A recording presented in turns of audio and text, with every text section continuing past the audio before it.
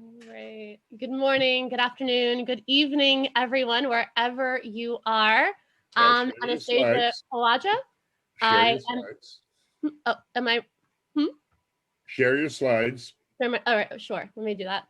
I am in Tampa, Florida. I am a senior instructor at Into University of South Florida and currently on the Membership Professional Council for TESOL International. I'm the affiliate in Sunshine State TESOL, but because of the pandemic, I've been able to be an affiliate member of a lot of great organizations, including TESOL Golf and Nile TESOL and KSAALT as well, which is why we are here.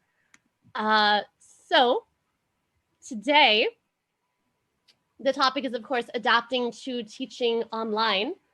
And I'm going to focus a little bit on what I have done to do that. And part of that is just basically getting out of my comfort zone. Oh, I think that oops, those aren't my slides. Oh, there we go. All right, let me try one more time.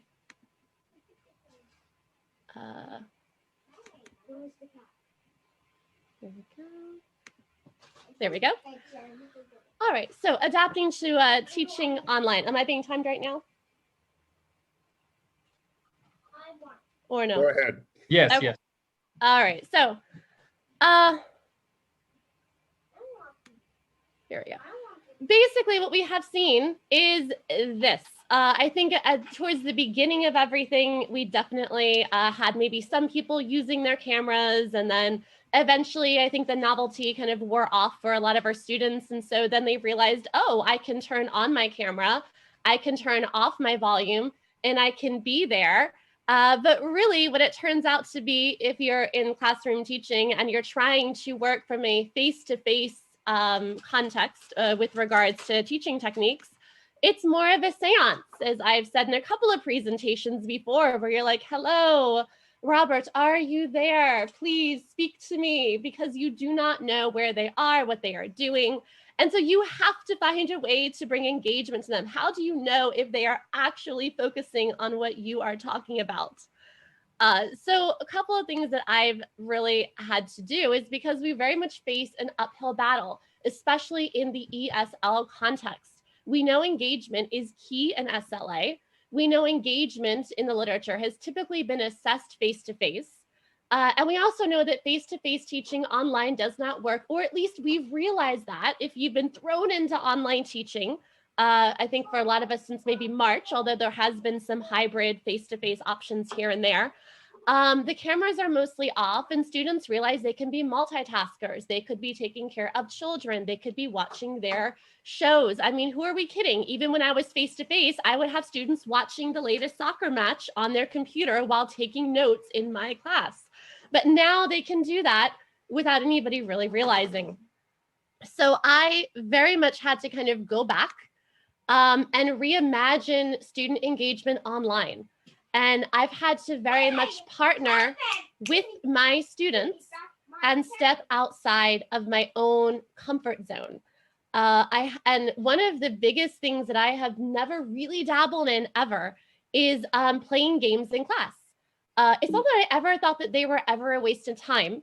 It was that I just never really, there was always so much more in the syllabus. There were so many more things to do.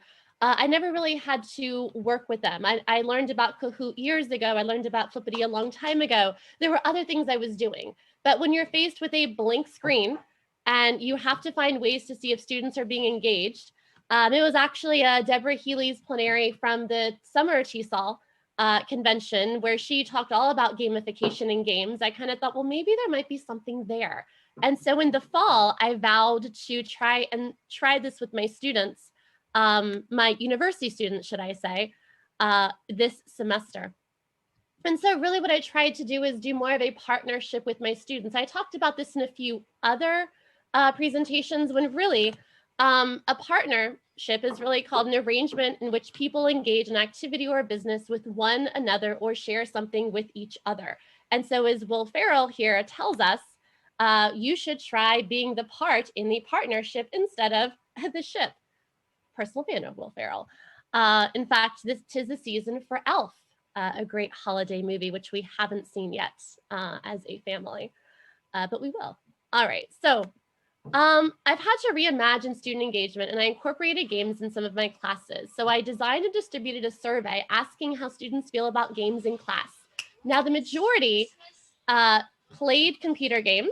They like computer games, and roughly half have played games in class. Most students see the value in playing games in class. It helps reach out to more friends. It helps, it's helpful if they are related to the lecture. And students have also said, I never think about that during class, I just study. So a lot of students really knew about games. Most were open to trying games. And a couple had never really thought about having games in the teaching context, or rather in the classroom rather. And so I asked, what do you think gamification is? Most students said, well, that it's involving games that can help in studying in our classes. How can we use games in class?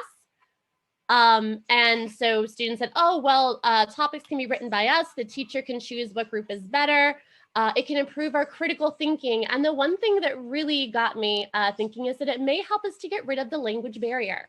Because even when you are teaching in ESL classes, you're still going to have a varied range of proficiency with your students. And that's definitely been much more of a challenge given that you basically only have usually audio to assess unless they actually have their videos on.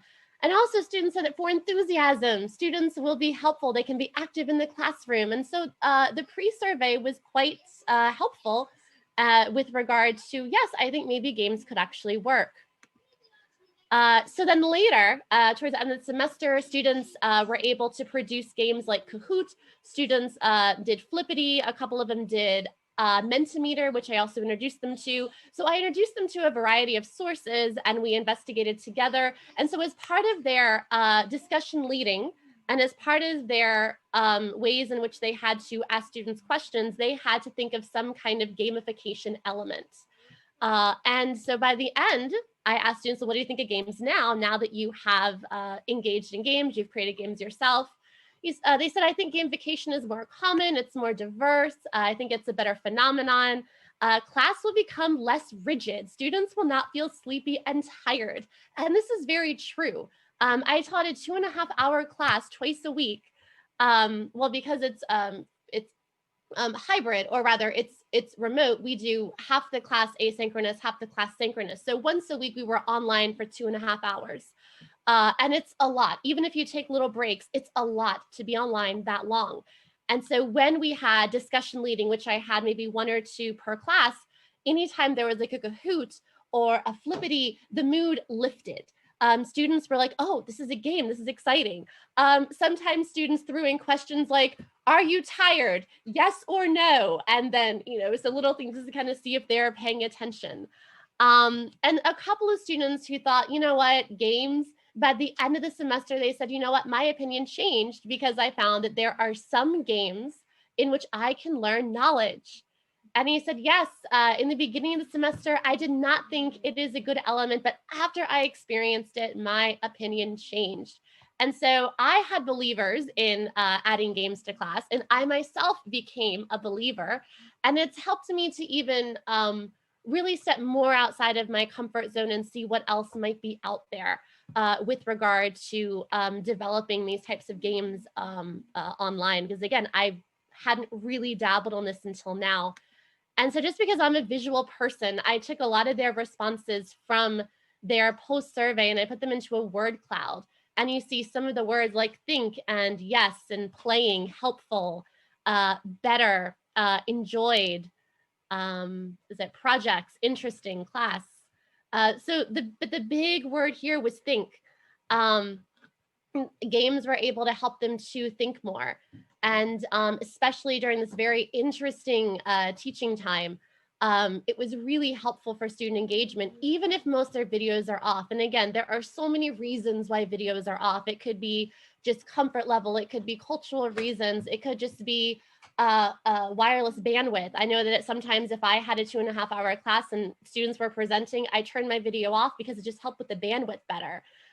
So there's a lot of reasons why videos are off, but how can we at least meet them, still engage them, still help them, still follow the syllabus, and still have a successful semester? Step outside your comfort zone, engage and partner and share their responsibility with the students. I've also, for just about every presentation I have done remotely, I've also shared this because I've realized, especially during this pandemic and while we are still somewhat secluded from our students and from our colleagues and peers and friends, it's not just about I've got this, it's we've got this, because we've really had to come together to reimagine things virtually. And I've been able to be involved in a lot of amazing professional development because of that. So it's really much more of a we got this together. And this is hence one of these amazing gatherings we're having this morning, this afternoon, this evening. We've got this, and we continue to do this. And it was a pleasure to kick off this section of KSAALT EFLtalks. And I think I'm 30 seconds at 30 seconds left. So that's it. Thank you so much. Well, thank you very much. And yes, you still have a little time left. Amazing. By the way, I watched Elf this morning for the first time. Oh, you did? Yeah, it's a classic. It's a classic. Yeah, it is. So enjoy. All right, Anastasia, thanks so much. And it seems like I see you every week, so I'll probably see you next week too, right?